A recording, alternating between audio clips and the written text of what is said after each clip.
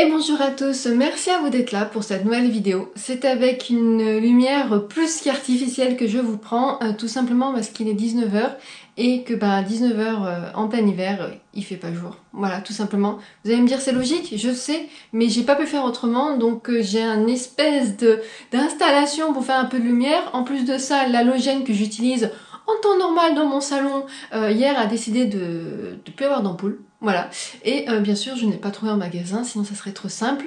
Donc voilà, tout ça pour vous dire que je suis désolée, la couleur, la luminosité, tout ce que vous voulez, c'est pas ouf.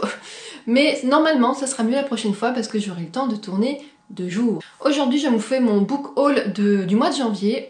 Comme d'habitude j'ai tout mis sous forme de piles. Il y en a 3, donc il y a mes cadeaux, les services de presse et mes achats. Normalement les services de presse il devrait y en avoir 3 en plus, mais ils ne m'intéressaient pas vraiment, donc j'ai préféré les donner à ma maman. Donc comme ils ne rentrent pas dans ma pile à lire, je ne vous les présente pas. Je vais commencer tout d'abord par la petite pile des cadeaux. Mon amie Laura du compte Papotage Livresque m'a offert 2 livres pour Noël. Donc tout d'abord Ma maison en fleurs de Pauline Bilissari aux éditions J'ai lu. Donc il s'agit de poésie, donc comme c'est marqué là, ce sont des poèmes thérapeutiques. Je suis bien contente parce que j'avoue que je me suis jamais intéressée à la poésie plus que ça. Les écrits de Rupicor m'intéressent grandement et m'intriguent, mais j'avais jamais franchi le pas. Et là du coup, je suis hyper ravie qu'elle me l'ait offert. Elle s'est achetée de mémoire le même, donc on pourra même échanger dessus. Et je pense qu'une fois que je l'aurai lu, je vais mettre déjà à mon avis pas mal de post-it, je vais le prêter à ma petite sœur qui serait intéressée pour le découvrir également.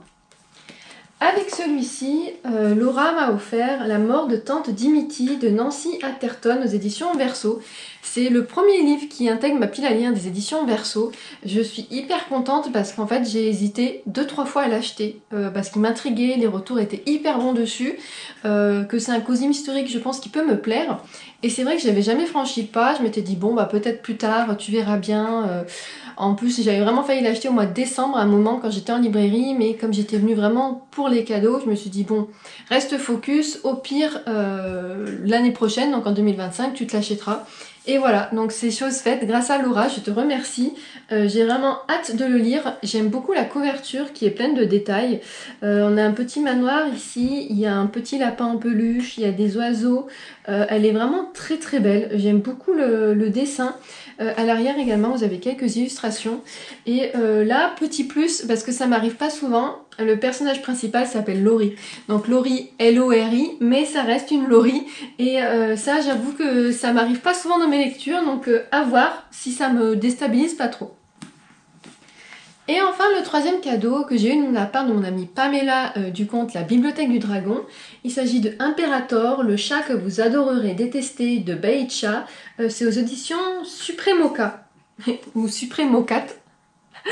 C'est marrant, le jeu de mots est marrant. Non, c'est édition Clair de Lune, pardon, n'importe quoi. Donc c'est un recueil de dessins, de graphismes, d'illustrations sur les chats. Et je pense leur côté dictateur, parce que c'est bien connu, les chats sont quand même assez directifs. De tout d'abord, personnellement, là, je vous reçois dans le salon de mon chat Batman. Je ne suis pas chez moi. Ne l'oublions pas, nous vivons chez eux. Donc voilà, j'ai hâte de découvrir ces planches qui ont l'air pleines d'humour. D'ailleurs, vous entendez peut-être un petit crac crac crac, c'est Batman qui dîne, voilà, il avait envie de manger ses croquettes. J'ai l'impression qu'il attend systématiquement que je tourne une vidéo pour se dire j'ai un petit creux, je vais manger 3 croquettes. Donc voilà, c'est sa façon à lui de vous rappeler que nous sommes chez lui. Ensuite, je vais passer à la pile de mes services de presse. Donc ils viennent tous des éditions Le Livre de Poche. Donc j'ai reçu Les filles du camp Forevermore de Kim Fu. Donc il y a marqué Cette nuit affectera leur vie à jamais et il fait partie du prix des lecteurs sélection 2025. Donc c'est une histoire que je n'ai pas du tout vue passer en grand format, qui ne me dit rien. Une histoire de petites filles qui vont se retrouver un petit peu à survivre sur une île, si je me trompe pas. Ça a l'air pas mal du tout. J'ai hésité à le garder et en fait je me suis dit bon, pourquoi pas découvrir la plume de l'autrice ou de l'auteur, je vous dis ça. Est-ce que c'est un homme ou une femme ?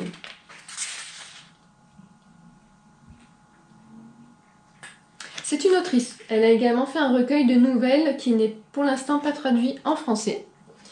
Ensuite, Voilà, j'ai le sourire parce que j'avais failli l'acheter dans l'ancienne version. J'ai reçu Bloc 46 de Johanna Gustafsson.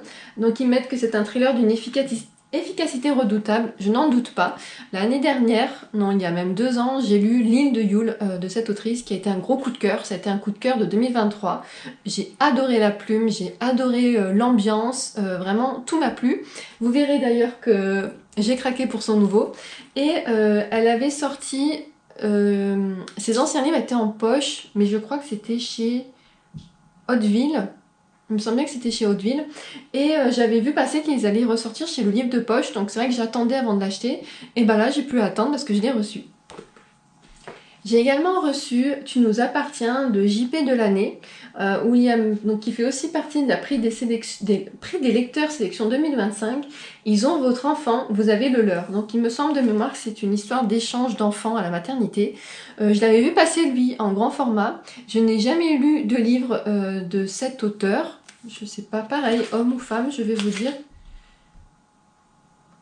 C'est un écrivain. C'est celui qui a écrit La fille d'avant, notamment. C'est un de ses plus gros succès que je n'ai pas lu non plus. Et là, ça va être une découverte complète avec celui-ci. Et le dernier... Ah, attendez! Je savais qu'il m'en manquait un. En fait, il y a ma lecture en cours dedans. Depuis tout à l'heure, je disais, mais c'est bizarre, la pile devrait être plus haute. C'est normal.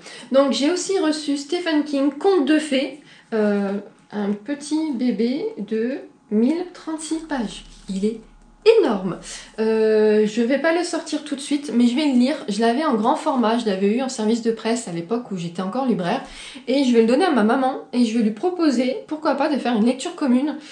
Ça me motivera peut-être à le sortir. Après, s'il y a d'autres personnes qui veulent faire une lecture commune avec moi, n'hésitez pas. Voilà, surtout n'hésitez pas. J'avoue qu'au vu de l'ambiance, je me demande si je vais pas attendre l'automne. Mais ça me ferait quand même attendre pas mal, donc je sais pas. Pour ceux qui l'ont lu, qu'en avez-vous pensé? À quelle période est-ce que je peux le lire? Est-ce que c'est, on va dire, uni-saison? Ou est-ce que c'est bien d'avoir une saison précise pour le lire? Et le dernier que je suis allée chercher, il s'agit de La Bibliothèque aux oiseaux de Freya Berry. Je suis en train de lire, j'en suis page 253, donc je suis un peu plus du milieu. Et en fait, il me semblait bien qu'il me manquait quelque chose. C'est un livre en fait que je ne connaissais pas du tout avant de le recevoir. Et il m'a interpellée, l'histoire avait l'air quand même assez sympa. Ça se passe en 1932, on fait des voyages entre l'Écosse, donc un manoir dans un loch. Voilà, on dit un loch. Et il est en fait sur une presqu'île. Et donc, une fois sur deux, il faut y aller en bateau quand la marée est haute. Et ça se passe aussi à New York. Alors, c'est avant 1932. Je crois qu'à New York, c'est dans les années 1915. Mais je sais plus exactement. Donc, voilà, c'est ma lecture en cours. C'est terminé pour mes services de presse. Et maintenant, place à mes achats. Donc, en fait... Lui, je vais vous le présenter, mais je l'ai acheté fin décembre, vraiment fin décembre. Il s'agit de Chat des rues, de tome 5 de avec Hachi et Maruru, donc c'est eux, et c'est de Yuri Sonoda aux éditions Doki Doki. C'est un manga que j'ai commencé il y a à peu près 1 an, et j'adore Chat des rues parce que ça parle de chats, suspense, mais c'est surtout qu'en fait ça explique un peu les difficultés auxquelles font face les chats. Donc dans les 2 premiers tomes de mémoire, ils étaient dans la rue, et là dans celui-ci, ils sont dans un refuge. Et j'ai prévu de le lire dans ma semaine Un jour un graphique, parce que voilà, j'aime trop. Et d'ailleurs, je tiens à remercier, alors j'ai plus ton prénom, mais c'est une personne qui regarde mes vidéos, qui a découvert apparemment ce manga grâce à moi. Mais je voulais te remercier parce que grâce à toi, j'ai su que le tome 5 était sorti parce que je ne savais pas. Ce qui fait que je suis allée en librairie l'acheter tout de suite quand tu as mis ton message parce que j'avais pas envie d'attendre. Donc je te remercie infiniment pour ça, parce que je vais pouvoir le lire très vite. Et ensuite, donc ce mois-ci, j'ai quand même été assez raisonnable. Je n'ai acheté... le manga, c'était mois de décembre, donc techniquement, je n'ai acheté que 2 en janvier. C'est 2 grands formats, par contre, ça m'arrive pas souvent, surtout en polar. Donc j'ai acheté le Johanna Gustafsson, Les morsures du silence, aux éditions Kalman Levy Noir. J'avais pas envie d'attendre qu'il sorte en poche, parce que très clairement, c'est une de mes prochaines lectures. Je pense qu'après avoir lu La Bibliothèque des oiseaux, c'est lui que je vais lire. J'ai tellement aimé L'île de Yule que j'avais envie de retourner dans sa plume, dans son ambiance, et tous les retours que j'entends sont géniaux dessus. Je n'ai pas vu une chronique négative, ça me donne encore plus envie d'y aller. Et le dernier que j'ai acheté, et que j'ai déjà lu, il s'agit de Lisa Garner, Dernière soirée aux éditions Albin Michel. Lui aussi, je l'ai beaucoup vu passer sur les réseaux. J'ai acheté ces deux romans, pas parce qu'ils sont en plein succès sur les réseaux, juste parce que ce sont des autrices que je préfère, que j'adore lire en polar. Et lui, j'ai lu le premier tome, donc c'est un tome 2 qui s'appelle L'été d'avant, qui est disponible en poche du coup depuis quelques jours, et où on découvre le personnage de Frankie Elkin, et qui revient du coup dans celui-ci. C'est une femme qui mène des enquêtes pour retrouver des personnes disparues. Et celui-ci se passe à la montagne dans le Wyoming. Je l'ai adoré, vraiment. De toute façon, au mois de janvier, je vous en parlerai mieux dans mon prochain bilan lecture, mais le mois de janvier, globalement, à part une déception dont je vous ai déjà parlé par rapport au livre La petite danseuse de 14 ans de Camille Laurens, je me suis régalée pour le reste. J'ai vraiment eu des super lectures, je crois qu'il y en a 3. J'ai mis 4 étoiles sur 5 sur Goodreads parce que je me suis régalée. Lui, il en fait partie, je vous en dirai mieux dans un bilan lecture, mais voilà, vraiment hyper contente de l'avoir acheté et de l'avoir lu tout de suite. Donc voilà pour mon book haul du mois de janvier. J'essaie vraiment de réduire mes achats parce que j'ai une pile à lire qui est quand même assez importante. Il y a des livres que j'ai depuis des années, que je n'ai toujours pas lus. Mais à côté de ça, j'avais remarqué que les livres que j'achetais, je les lisais pas tout de suite. En fait, c'était bizarre, je lis du moitié des livres qui sont moyen vieux. Je sais pas comment expliquer. Ce qui fait qu'en fait, à un moment, je me suis dit, ça serait bien que tu alternes et que par exemple, quand tu achètes un livre, tu ne mettes pas 2 ans à le lire. Donc c'est pour ça que du coup, en plus du fait que j'avais très envie de le lire, j'ai lu Lisa Garner, que le Johanna Gustafsson va bientôt être lu, et à côté de ça, j'avais lu le Camille Laurens qui était dans ma pile à lire depuis 2 ans. Donc voilà, j'essaie vraiment d'alterner pour lire un peu de tout en fait dans ma bibliothèque parce que j'ai pas envie de laisser traîner des livres depuis longtemps, et surtout ce qui me dérange c'est que parfois j'ai acheté des grands formats et qui sortent en poche et je les ai toujours pas lus. Alors ça m'arrive beaucoup avec les deux Saxus, moins en littérature ou en policier, tout simplement parce que si je l'achète en grand, c'est que je veux le lire tout de suite. Ça m'a fait ça avec Le Cercle des femmes rebelles d'Alison Goodman que je vous ai présenté dans mon premier bilan lecture de 2025. Je l'ai acheté je crois en septembre. Il y a un moment je me suis dit il faut le lire avant qu'il sorte en poche. Donc ma cocotte, t'y vas, c'est ta première lecture 2025. Donc voilà, maintenant j'essaie vraiment de faire attention, et les deux Saxus ça me dérange moins dans le sens où très souvent je les achetais en collector et je sais que c'était limité, donc c'est pas grave. Ça me dérange moins que quand c'est un brochet comme ça, assez classique où il n'y a pas de jaspage et il n'y a pas de hardback, et de me dire au final j'aurais attendu un peu, je l'avais en poche. Voilà pour ce petit book haul.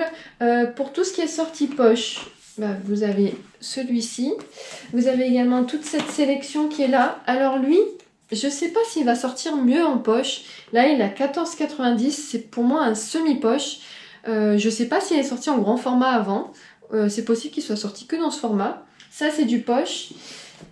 Et ici, ces deux-là, il va falloir attendre un petit peu parce qu'ils sont vraiment récents. Ils sont sortis en janvier et il n'y a pas de format poche des mangas. Donc voilà. Vous de votre côté, est-ce que vous avez fait des acquisitions livresques en janvier? Est-ce que vous avez du cadeau de Noël, des cadeaux autres qui sont livresques? Si c'est le cas, n'hésitez pas à me partager en commentaire. S'il y a certains des livres que je viens de vous présenter que vous avez lus, ou vous avez envie de faire une lecture commune, notamment pour le petit bébé de Stephen King, mais même s'il y en a d'autres, hormis le Johanna Gustafsson, parce que je vous avoue que je vais le lire très vite, très bientôt. Vraiment là, c'est ma prochaine lecture, je peux pas plus me retenir. Mais voilà, si vous avez envie, n'hésitez surtout pas. Et si vous avez également des titres à me recommander en poésie, voilà, n'hésitez pas parce que ça sera autant pour moi que pour ma sœur. Comme ça, je lui partagerai un peu vos retours. Sur ce, j'arrête de blablater. Comme d'habitude, je vous remercie infiniment d'avoir regardé cette vidéo. Je m'excuse encore une fois pour la luminosité et je vous dis à très bientôt.